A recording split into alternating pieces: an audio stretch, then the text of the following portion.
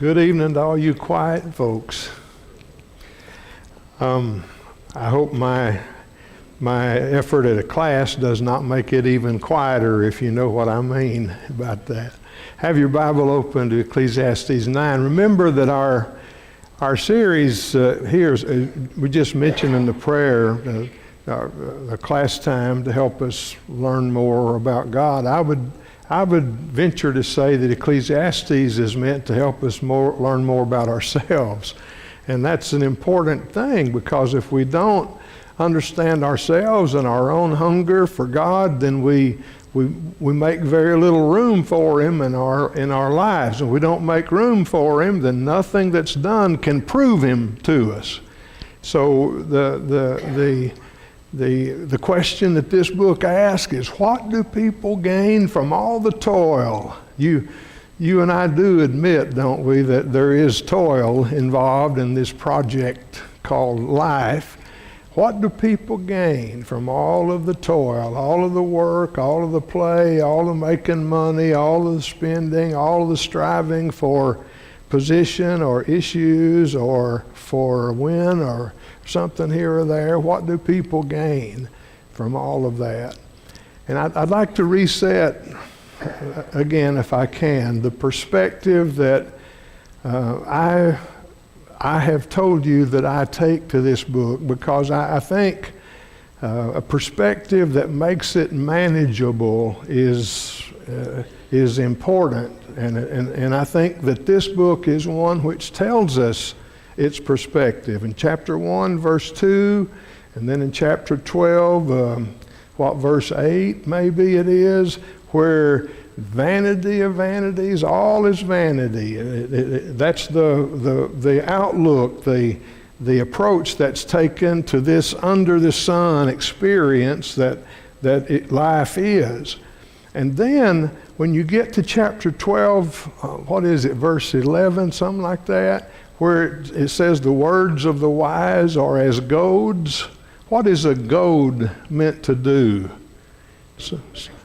All right, it can do that, but a goad is, all right, it makes us, it's meant to move or to cause a reaction or to cause us to take an action.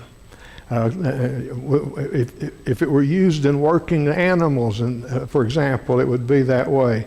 And then in chapter 12, at the end of the chapter, remember the most famous statement of this book, the conclusion of the whole matter, is that we should fear God and keep His commandments.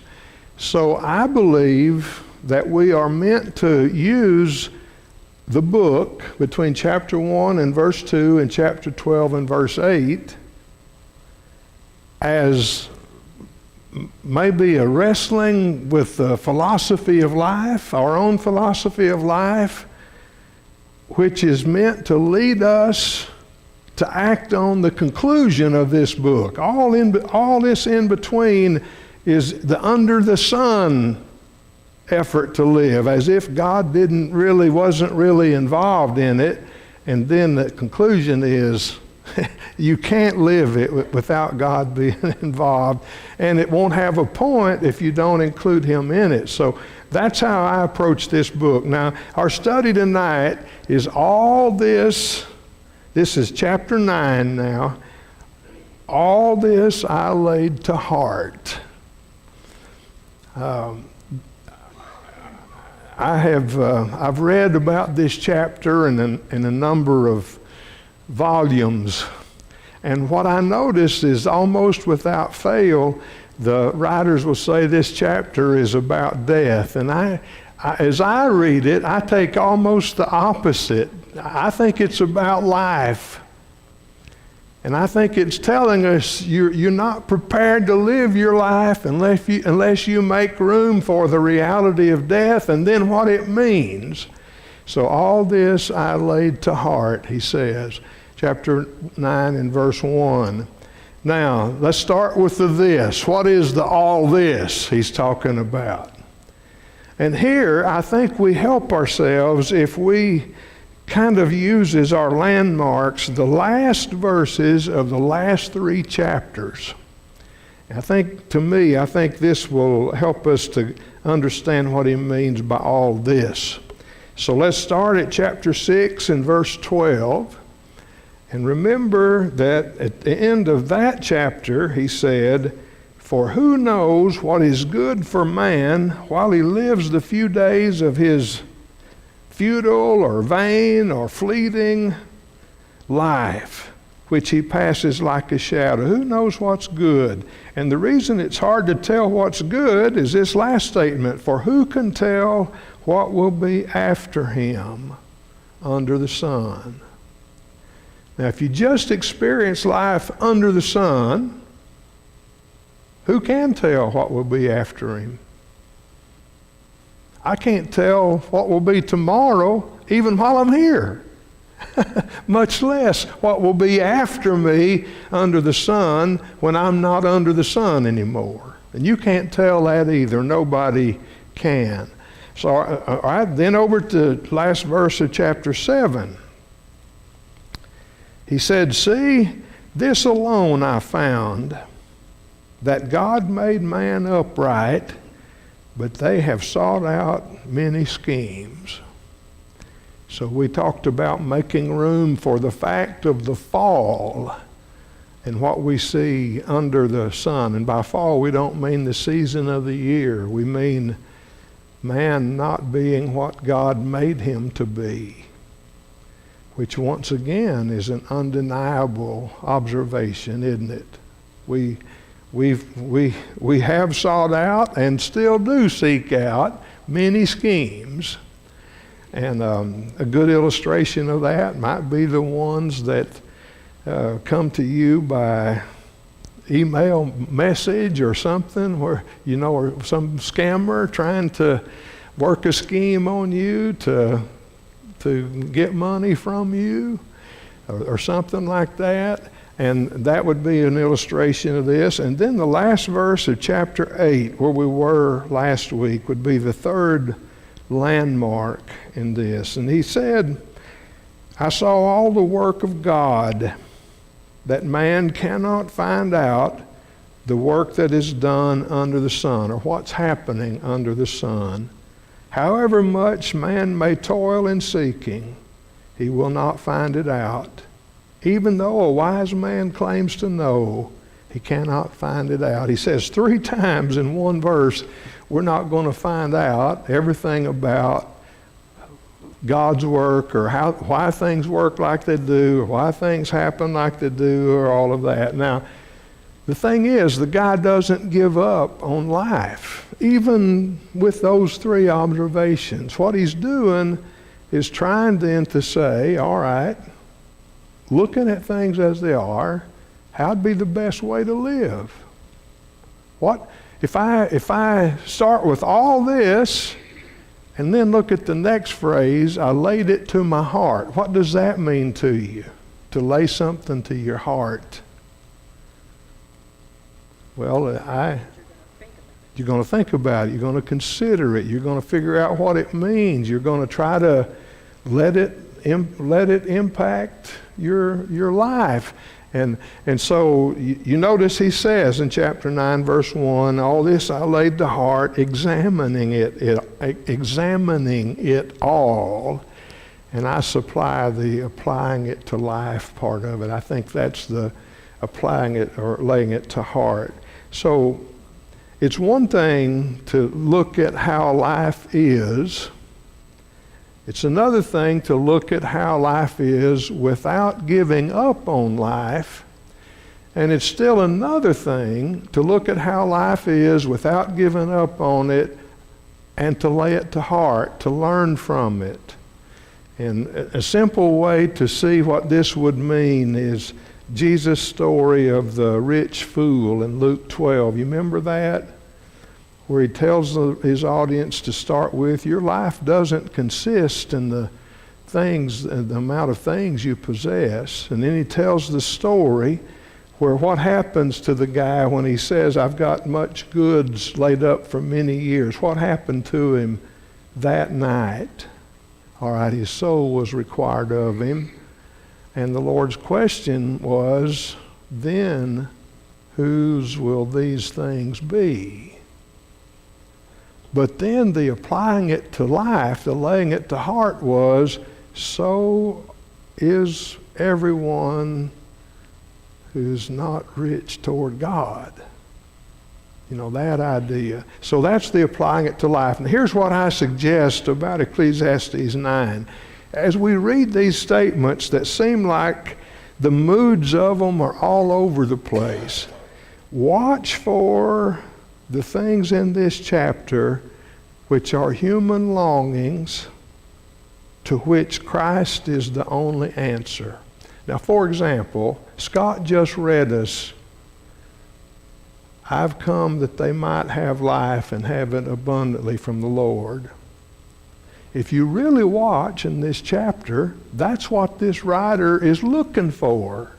He's trying to show why we have that longing for life, and if we can see that, then our hearts are going to be open to what Jesus came to offer to all of us. All right, so that's a little bit about the setting for this chapter. Let's kind of read our way through it, and I've broken it down in a few paragraphs here so we can maybe trace out the idea a little bit. We start in chapter 9 in the first 3 verses where I summarize it, life is in the hand of God. I think that's the place they start. Now, what have we learned about God in this book? Can you tell me anything you remember about how this writer speaks of God? God appears, even though he's looking under the sun, God appears in this book, what did we say, 30-some times? So what did we say about how God is referred to in this book? Is he ever referred to by his holy name? Either the Lord, Jehovah, or Yahweh. Is he ever referred to that way in this book? His personal name? Nope, never. It's always the name, the word for just mighty God or the mighty one, or it's Elohim. So this is recognizing the fact of God without personally relating to him in this under the sun approach to life. So he says, all this I laid to heart, examining it all, how the righteous and the wise and their deeds are in the hand of God. Whether it's love or hate, man does not know. And it said that this version translates both are before him. Most of the versions I noticed translated both are before them. And I don't know that it makes a great point, a great difference which way you take it, but the idea would be that the righteous, the wise and their deeds are in the hand of God, and if it's translated this way, then the outcome of their lives are before him. I take it that the main point this verse makes is that man is in no position to know whether the way he's living is going to turn out for love or hate, because God will be the one who decides what to make of it. It's in the hand of God. Our lives are before him, and we don't have a way of knowing whether we're going to be loved or hated by people. You ever been loved more than you deserve? Have you ever been hated when you didn't deserve it? You didn't know why? You couldn't believe anybody hated you? Yes. So that we don't have a way of living our lives so that we can control whether other people around love us or hate us, and then the outcome of it will be in God's hands and what he makes of it. The second thing that happens here is in verse 2, it is the same for all. One version translates the end of verse 1 and the beginning of verse 2 that everything that confronts them is the same. This version puts both are before him, and then it is the same for all. And the idea is the same fate awaits all. We've run across this idea before in this book. The application is a little different this time, because he goes ahead to say, since the same event happens to the righteous and the wicked, to the good and to the evil, to the clean and the unclean, to him who sacrifices and him who does not sacrifice. As the good one is, so is the sinner, and he who swears is as he who shuns an oath. Now, what event is he talking about? What one same event or what one fate happens to everybody regardless of how anybody has lived? All right, that we die, right? So that fact is undeniable. But you have to look underneath a little bit to see what he's saying. So what he's saying is that you cannot control what's going to happen to you by living right. Which therefore means that if you make a place for God in your life, you can't do it just because you think you will get out of this life what you want to get out of it. You can't do it just because you think if you follow God and live for God, nothing bad is ever going to come along in your life. No accident, no sickness, no disease, no injustice. Because things like that happen to us either way. This is a pretty open-eyed look at how things really are. And it calls to question one of the themes that I hear very often from both believers and unbelievers about life. And it runs something like this. Everything happens for a reason. Have you ever heard that? In what circumstances have you heard that? Usually, when something bad happens, right? Is it true? That is what Ecclesiastes 9 challenges. And if I get this chapter right in my mind, some things happen just because of how life is, for no reason other than we live in a world which is fallen and where there are things that are not how God wants them to be. Can you tell me any character in the Bible who would be proof of Ecclesiastes 9 in verse 2? The same event happens to the righteous, the wicked, the good, the evil, the clean, the unclean, one who sacrifices and one who doesn't, the good one, the sinner, the honest one, the dishonest one. Any character that you can think of who would prove that? Job? Any other one? Joseph? Any other one? Jesus? Most. Peter? There'd be a number of cases, because this is what the fellow is saying. You can't live God's way as an insurance policy. You have to do it as a life because of who God is. And then the third thing he says is in verse 3 here. He said, this is an evil, and by an evil here, he doesn't mean a moral evil. He means maybe a calamity or a disaster. This is an evil in all that's done under the sun. So look at what he's saying. The whole problem with the under the sun approach to life, or one of the big problems in it, is this. This is an evil, that the same event happens to all.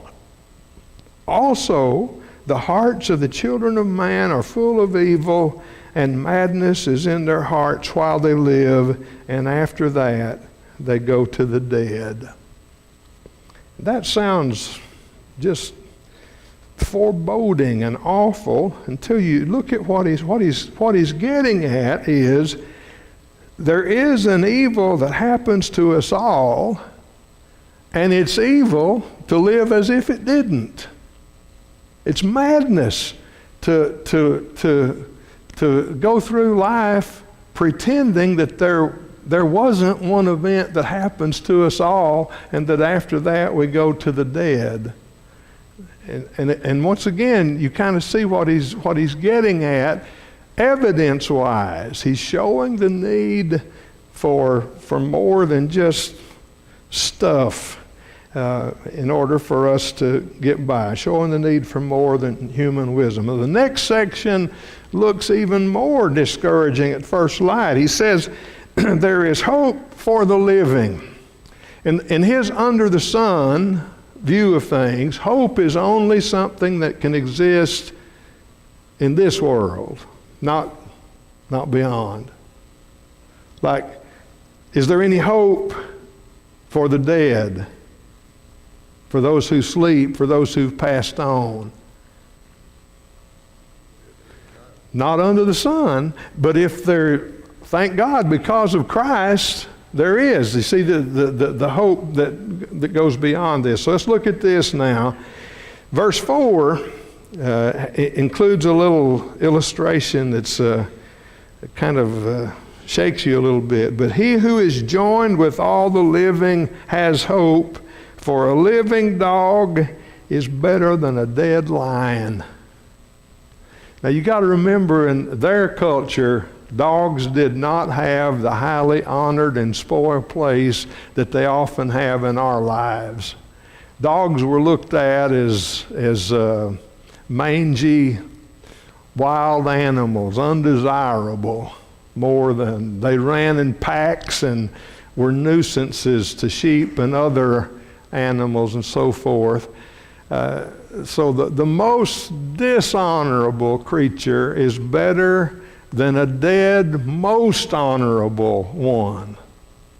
A living, mangy mutt is better than a dead king of the jungle. That's the idea. Why? How could that be? Well, because while they're alive, there's still hope that they can do better or choose wiser or grow or enjoy life or whatever it is. And then verse 5 is his reasoning. For the living know that they will die.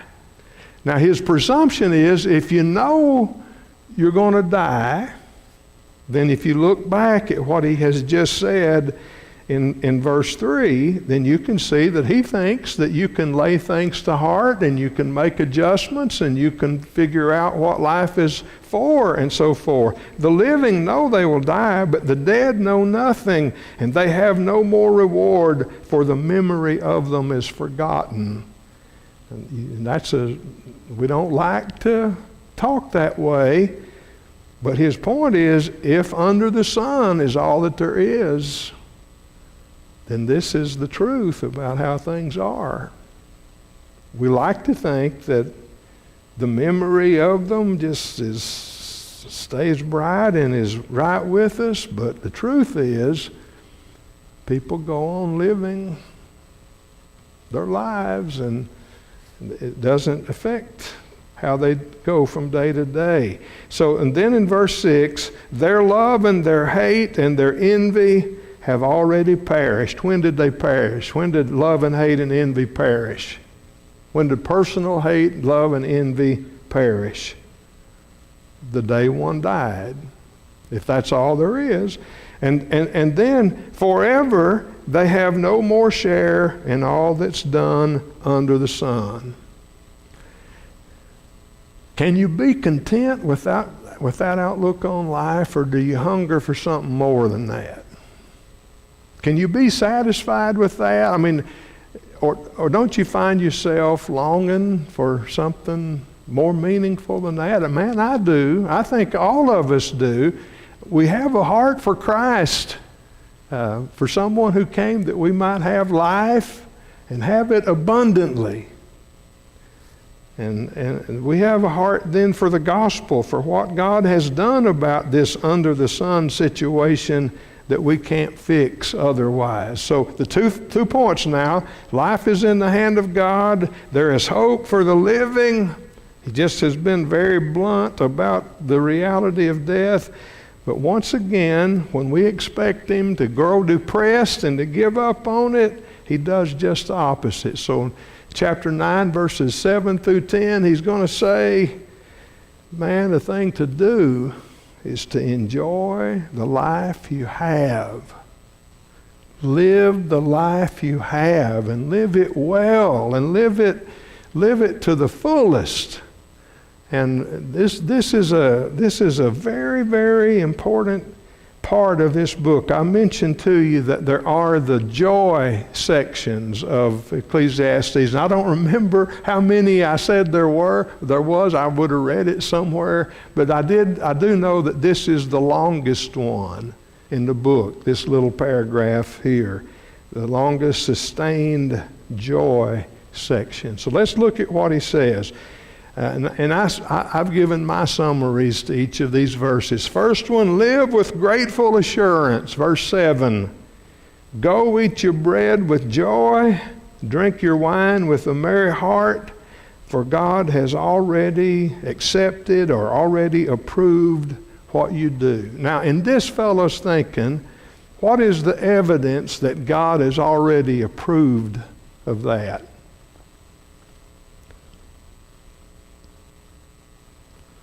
What is his reasoning? The fact that he gave it to you. In this fellow's reasoning, if God gave you life and he gave you food and he gave you drink, what did he expect you to do with it? Enjoy it. Enjoy it gratefully. Enjoy it as his gift. We've run across this in at least 3 other passages so far earlier in the book, and you can chase them down. What's different here is that this is talking about how to make good use of life, and it's not just a reaction to the other things. The second thing he says is live with some sense of celebration in your life. What do you celebrate in your life or in your family's life? Is it birthdays, anniversaries, graduations, weddings, wins, achievements, diplomas, promotions, children, grandchildren? What is it you celebrate? In this fellow's opinion, there's got to be something if you live life well. He says, let your garments be always white, which means this is a garment of celebration or of rest or of honor. Let not oil be lacking on your head, which means you're treated like the honored one at the table. You're treated like someone who is welcome. You're treated like someone who's taken care of yourself and who's at your best. Notice that his view of life and the fact that one event happens to us all and there are things we can't figure out and don't control, his view of life does not lead to asceticism, which means withdrawal, to suffering, to poverty, and to abuse of yourself. That's not, in this writer's viewpoint, that's not more holy. That's not a better use of life. The third thing he says is live with joyful love. Verse 9. Enjoy life with the wife whom you love all the days of your fleeting life that he has given you under the sun, because that's your portion in life and in your toil at which you toil under the sun. Family love, and especially love between husband and wife, are God's own idea. He's the one who created them and who gave us to each other. Genesis 2 would be the example of this. And this fellow, even from the under the sun point of view, realizes that having things and enjoying bread and your drink and all that with a merry heart and having clothes and all that sort of thing cannot substitute for a joyful, loving relationship with your married partner. And again, that is a very revealing discovery about, even from the under the sun point of view, what a fellow could see or learn about life if he was watching. Someone who became famous and powerful and wealthy but had no one to love him, he wouldn't be living. So then the other thing is, live with a zest for excellence. Verse 10. Whatever your hand finds to do, do it with your might, or with all your might, or your best, I've said, for there is no work or thought or knowledge or wisdom in Sheol or the pit or the unseen world to which you are going. His reasoning is, you won't always be able to do this, so do your best at it while you can. Put everything you have into it. But the idea of pursuing excellence, doing your best at it, is an important element of fulfillment, isn't it?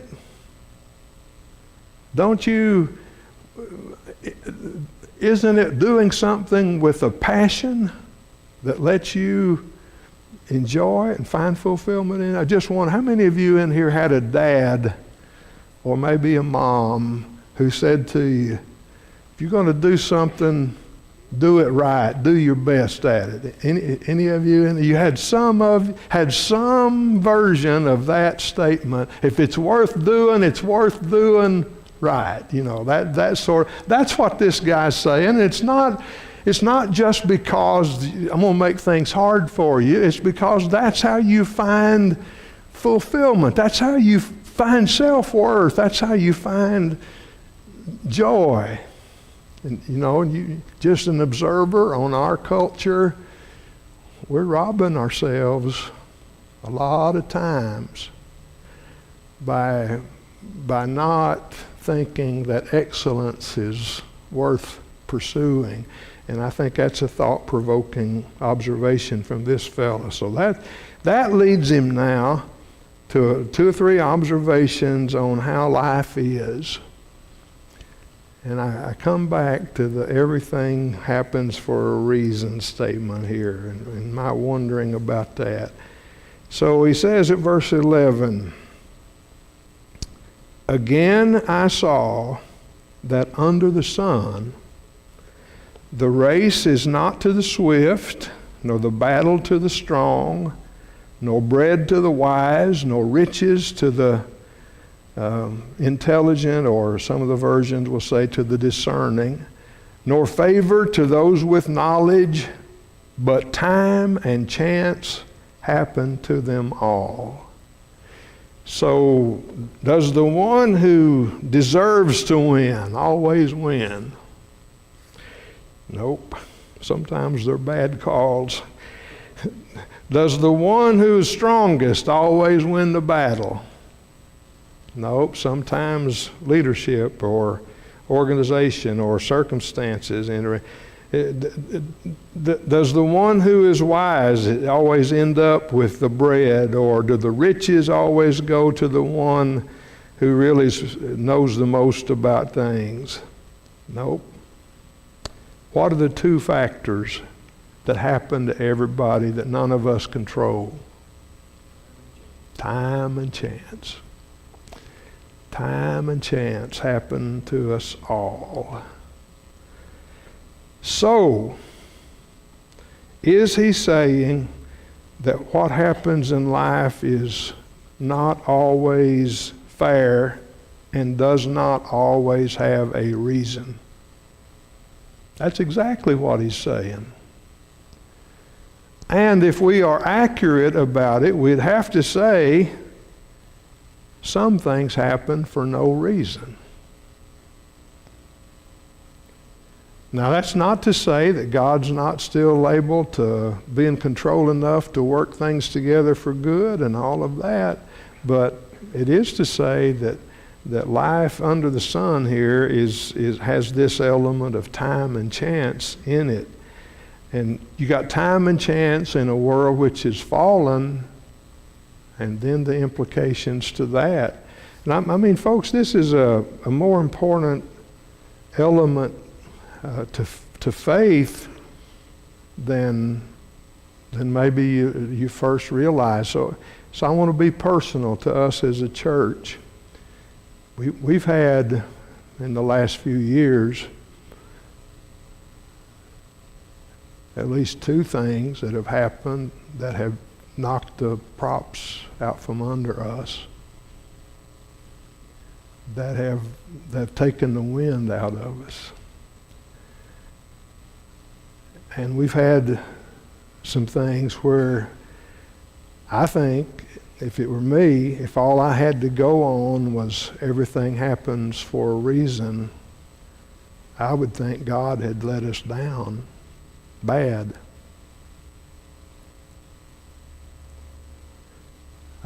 If I can believe that God sent His Son into a world like this to deal with the suffering by suffering along with us, and if I could see that He's trying to redeem us from what happens by time and chance, I can believe in that kind of God.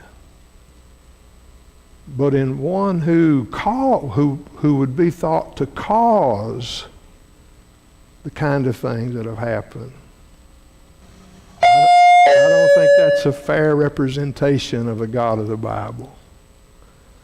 So you think about what he's getting at. So the bell meant that time got me before I had a chance to finish here. So let me take a minute to work just through some of this.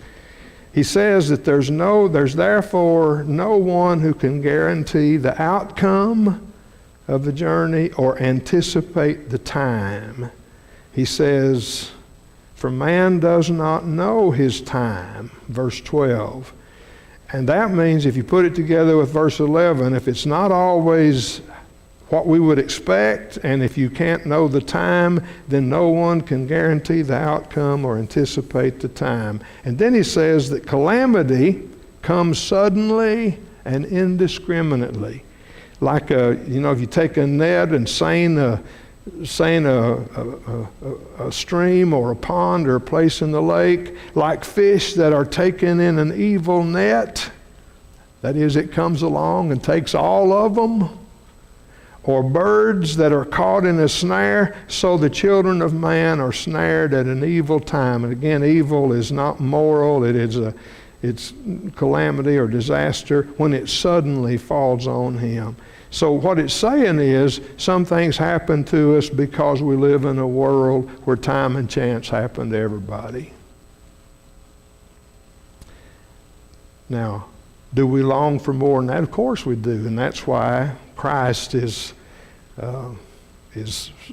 someone we need and we long to believe in. He uses an example about wisdom now from life, maybe something. He says, I've seen this example of wisdom under the sun, and it seemed great to me. He repeats the word great several times this next verse. For there was a little city with a few men in it, and a great king came against it and besieged it, building great siege works against it. You notice this little city's in bad trouble, isn't it? Little city, a few men, with a great king and great siege works, etc. But there was found in that city, in that little city, a poor, wise man. And he, by his wisdom, delivered the city.